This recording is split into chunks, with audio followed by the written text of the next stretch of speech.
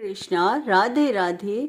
कैसे हैं आप सब लोग? मुझे उम्मीद है आप सब लोग खुश हैं, अच्छे हैं और अपनी अपनी लाइफ में बहुत ही अच्छे से एंजॉय करें। और हमारी बिहारी जी की कृपा, हमारी राधे कृष्णा जी की कृपा आप सभी पर खूब जम जम कर बरस रही होगी, खूब भर भर कर बरस रही होगी। ठीक है, वीडियो को एंड तक ज़रूर देखिएगा। वीडियो को लाइक शेयर सब्सक्राइब ज़रूर से कीजिएगा। Let's continue stay connected. बोलिए आप सभी मेरे साथ, राधे राधे। प्रेम से बोलिए राधे राधे। ठीक है, वीडियो को शुरू करते हैं। देहधारी जीव इंद्रिय भोग से भले ही निवृत्त हो जाए, परंतु उसमें इंद्रिय भोगों की इच्छा बनी रहती है। लेकिन उत्तम रस के अनुभव होने से ऐसे कार्यों को बंद करने पर वह भक्ति में स्थिर हो जाता है।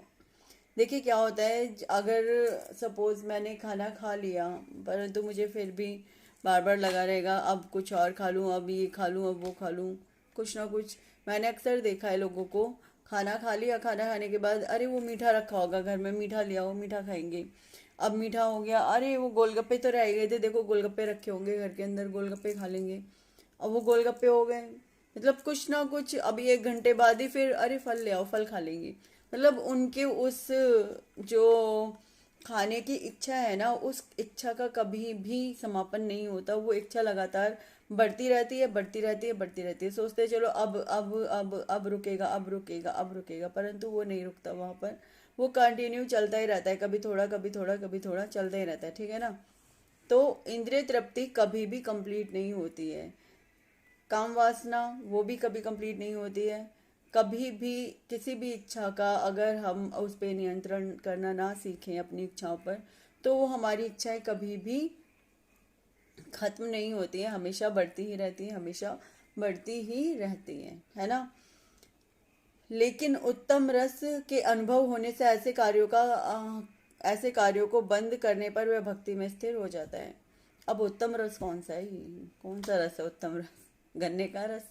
हाँ, मौसमी का जूस? कौन सा रस है उत्तम रस? कौन सा है? तो ये उत्तम रस है कृष्ण भावनामृत।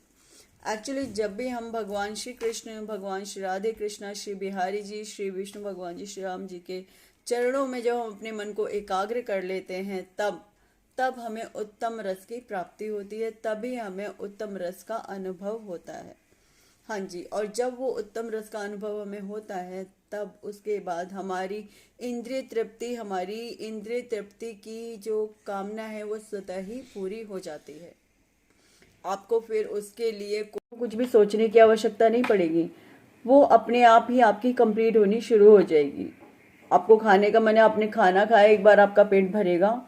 पेट भरने के बाद आपको किसी भी चीज़ की, अन्य चीज़ की इच्छा नहीं रह जाएगी। अरे अभी तो मीठा रखा होगा घर में, अरे अभी तो गोलगप्पे भी रखे हैं, अरे अभी तो फल भी रखे हैं, चलो वो भी खा लेते हैं। फिर आपकी वो सभी इच्छाएं वहाँ पर ही रुक जाएंगी, कंप्लीट हो जाएंगी। खाना आपने कैसे उत्तम रस कैसे मिलेगा? आपने जो खाना बनाया था किसके लिए बनाया? खुद के लिए नहीं बनाया, नहीं। आपने वो खाना खुद के लिए नहीं बनाया, अपने ईश्वर के लिए, अपने इष्ट के लिए बनाया, अपने राधे कृष्णा जी के लिए बनाया, अपने बिहारी जी के लिए बनाया, श्री विष्णु भगवान जी के लिए बनाया। जब आपने वो खाना उनको अर्पित कर दिया, उनको समर्पित कर दिया, जब आपने वो खाना, तो फिर उसके बाद जब आप उस खाने को खा रहे हैं, तो वो आप खाना नहीं खा रहे हैं, सीधे सीधे सटीक तौर पर आप प्रसाद खा रहे हैं। जब हम प्रसाद खाते हैं तो इंद्रिय तृप्ति स्वतः ही हो जाती है।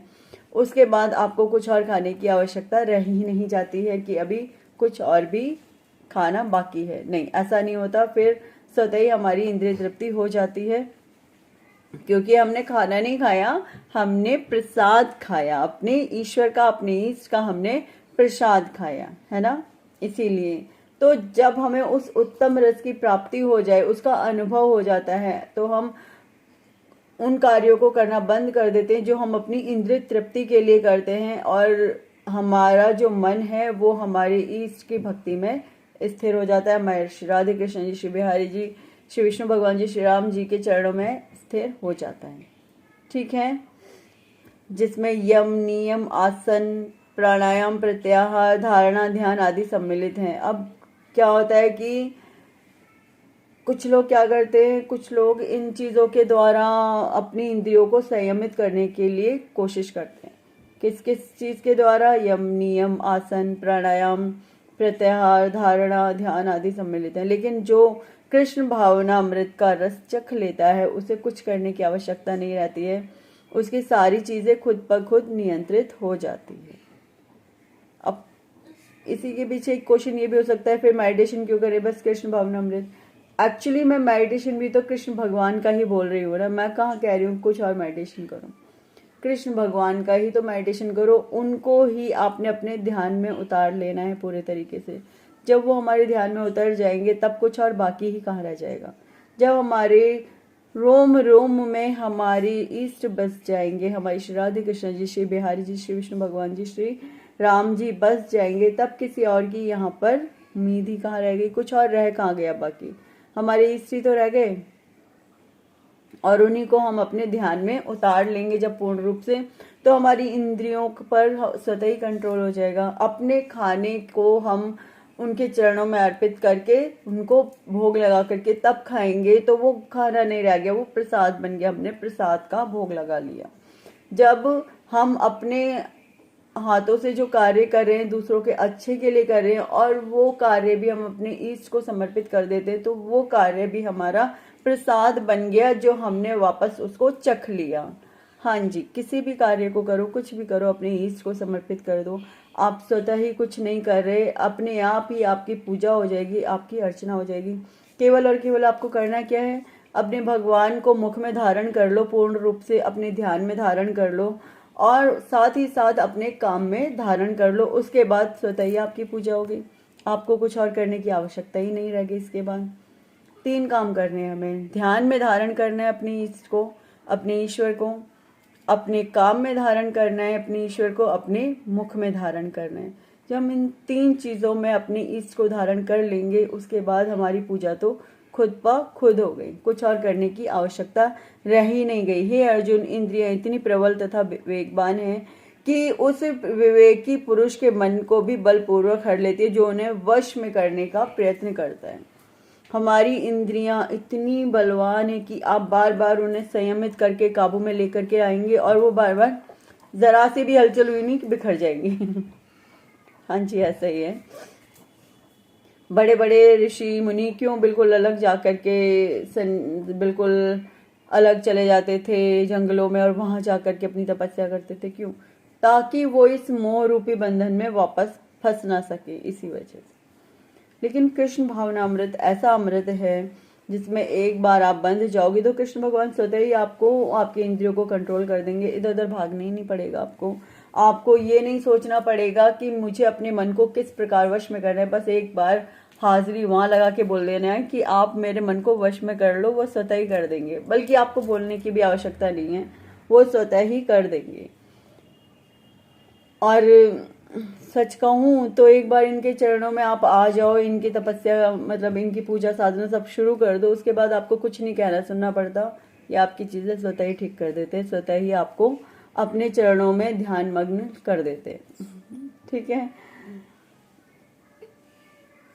होता क्या है, अगर एक बार आप श्री भगवान के चरणों में, श्री कृष्ण भगवान के चरण अरविंदों की सेवा करना शुरू कर दोगे ना, फिर आपको बार बार परेशान नहीं होना पड़ता किसी भी चीज़ को लेकर के। फिर स्वतः ही ना आपके जो इंद्रियां हैं वो कंट्रोल रहती हैं, आप किसी भी चीज़ को देख करके मन नहीं भटकाओगे। उसके बाद जो इंद्रियों को पूर्णतः वश में रखते हुए इंद्रिय संयमन करता है और अपनी चेतना को मुझ में स्थिर कर देता है, मनुष्य स्थिर बुद्धि वाला है। जो मनुष्य इंद्रियों को पूर्णतः वश में रखते हुए इंद्रिय संयमन करता है और अपनी चेतना को मुझ में निरंतर स्थिर कर देता है, वह मनुष्य स्थिर बुद्धि वाला है। हाँ जी, जो श्री कृष्ण भगवान के चरणों में अपनी बुद्धि को स्थिर करता है, वो फिर कभी भी किसी भी चीज़ के लिए परेशान नहीं होता है। उसको ये नहीं सोचना पड़ेगा कि एकदम से कोई मुसीबत सर पे आ पड़ी, एकदम से वो पागल हो गया। नहीं, वो कुछ क्षण के लिए अगर हो भी जाता है परेशान, तो श्री कृष्ण भगवान उसे कुछ समय बाद स्वतः ही स्थिर कर देंगे कि तुम्हें परेशान होने की आवश्यकता नहीं है, मैं सब संभाल लूंगा। सपोज किसी के ऊपर कोई मुसीबत एकदम से आके पड़ी है ना, किसी के ऊपर कोई भी मुसीबत आकर के पड़ी तो क्या होगा? उसके बाद आपको सोचना नहीं पड़ेगा, उसके बाद आपकी प्रॉब्लम स्वतः ही सॉल्व हो जाएगी। श्री कृष्ण भगवान स्वयं ही आपको इतना संयम देंगे कि आपको सोचना ही नहीं पड़ेगा और आपका काम भी पूर्ण हो जाएगा। कहने का अर्थ ये है कि जो व्यक्ति पूर्णतया श्री कृष्ण भगवान के चरणों में अपने मन को स्थिर कर देता है, उसको फिर परेशान नहीं होना पड़ता है। यदि उसके ऊपर कोई समस्या आ भी जाती है, कोई समस्या उसके ऊपर पड़ भी जाती है आकर के, तो श्री कृष्ण भगवान स्वयं ही उसकी परेशानियों का निवारण भी कर देते हैं, प्लस उसे संयम भी प्रदान करते हैं, ताकि वो इंसान, वो जो कोई भी है, वो अपना धीरज ना खो दे। हाँ जी, वो इतना संयम प्रदान कर देते हैं कि इंसान अपना धीरज नहीं खोता है किसी भी सिचुएशन में, किसी भी कंडीशन में। राजा अमरीश थे जिन्होंने अपने मन को पूर्ण रूप से भगवान के चरणों में स्थापित कर दिया था। अपनी वाणी से केवल वो भगवान के ही वचन बोला करते थे, केवल उनके धाम की ही चर्चा करते थे, ईश्वर की ही चर्चा करते थे पूर्ण रूप से। अपने कानों से केवल उनकी लीलाओं को सुनते थे, अपने मुख से केवल और केवल ईश्वर की चर्चाएं करते थे, उनकी आंखों से वो केवल अपने ईश्वर को ही देखना पसंद करते थे, और अपने शरीर को भक्त के शरीर का स्पर्श करने में, अपनी नाक को भगवान के चरणारविंदों पर भेंट किए गए फूलों की गंध सूंघने में, ठीक है ना, और अपनी जीभ को उन्हें मतलब जो कृष्ण भगवान को वो तुलसी दल अर्पित करते थे, उस तुलसी दल को चखने में ही वो रखते थे, और अपने पाँव को जहाँ जहाँ भगवान के मंदिर हैं वहाँ वहाँ वो लेके जाते थे, मतलब भगवान के मंदिरों तक जाते रहते थे।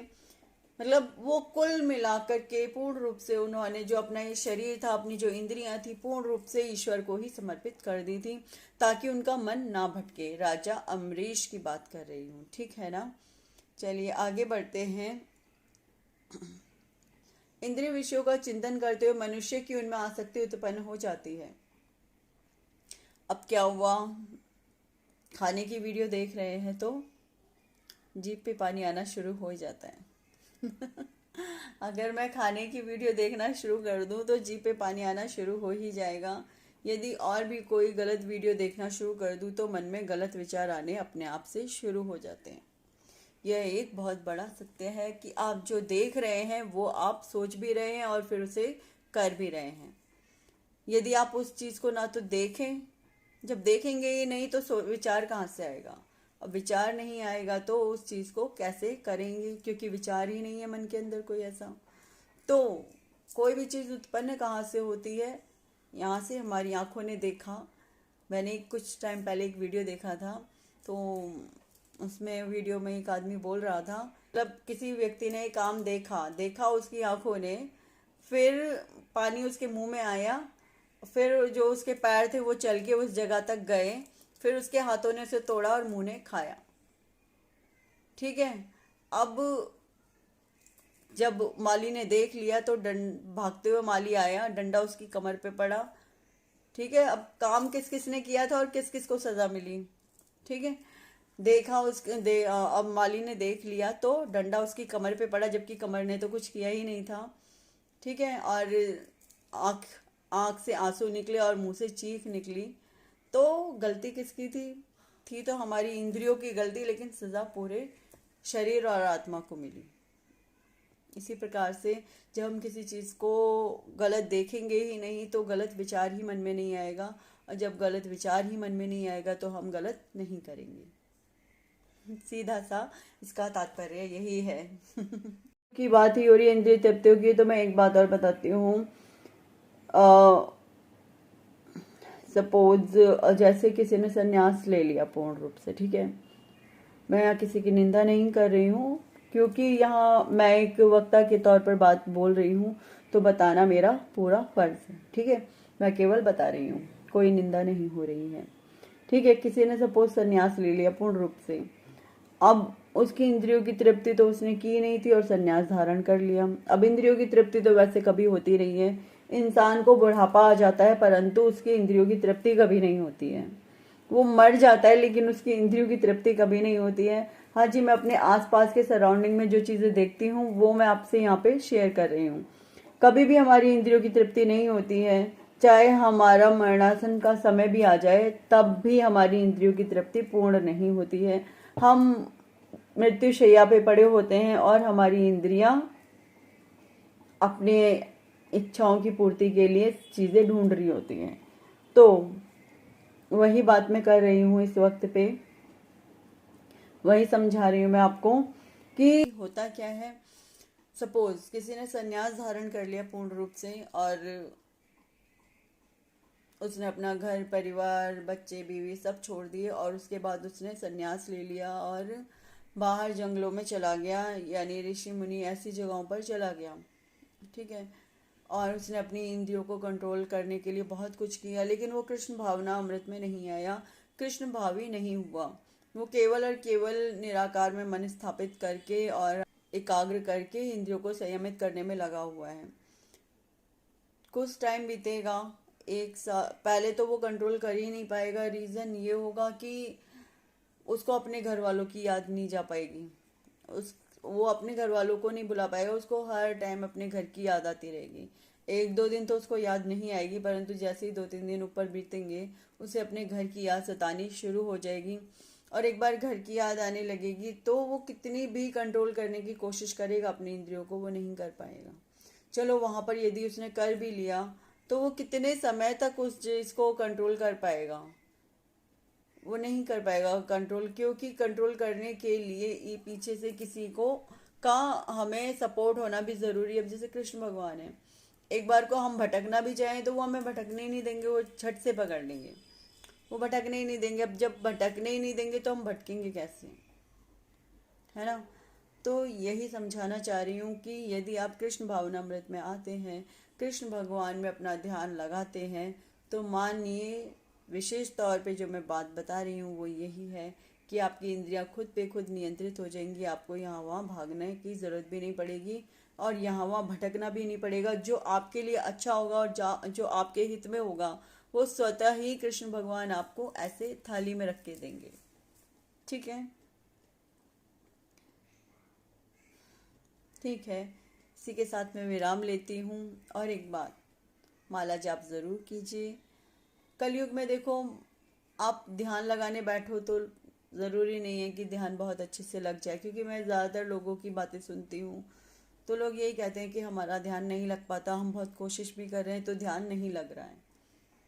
होता है शुरू शुरू में, देखो कम से कम 1 महीना ऐसा जाता है जिसमें ध्यान नहीं लग पाता है।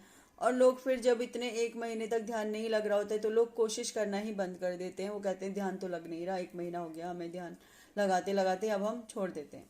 तो वहाँ पर लोग छोड़ देते हैं, वहाँ पर लोग क्या करते हैं, छोड़ देते हैं। अब थोड़ा सा संयम रख कर के अगर आप निरंतर ध्यान में लगे रहेंगे, एक बार तो एक आदमी की स्टोरी सुनाती हूँ मैं। एक आदमी, उसको बहुत मतलब ध्यान में उतरना चाहता था, उसने एक गुरु बनाए, उनके पास जाता रहा, वो उसको 2-3 साल हो गए मगर उसे कोई फ़ायदा नहीं हुआ, वो ध्यान में नहीं उतर पाया, उसका ध्यान कभी नहीं लगा। फिर वो एक अलग जंगलों में भटकता रहा, एक गुरु के पास और गया, फिर उसने उनके पास 2-4 साल बिता दिए, उसका ध्यान नहीं लगा, वो ध्यान में नहीं उतर पाया।